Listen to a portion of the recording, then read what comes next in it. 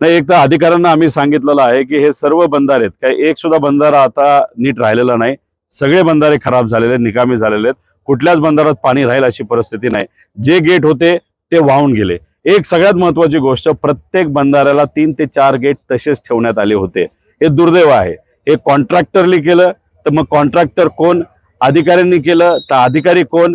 कारण का झालं असं आहे की तिथं कॉन्ट्रॅक्टरला जास्त पैसा खाता यावा, कमी खर्चामध्ये जास्त काम झाले असं दाखवता यावं, यासाठी 1,00,000 शेतकऱ्याचं नुकसान इथं झालेलं आहे.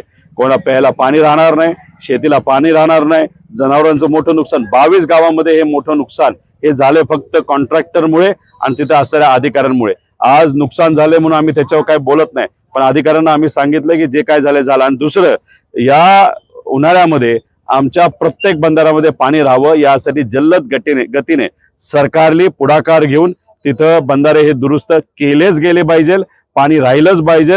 मगच आमचा शेतकरी हा डिसेंबर नंतर तिथं जगू शकतो आणि प्यायला पाणी मिळू शकतं.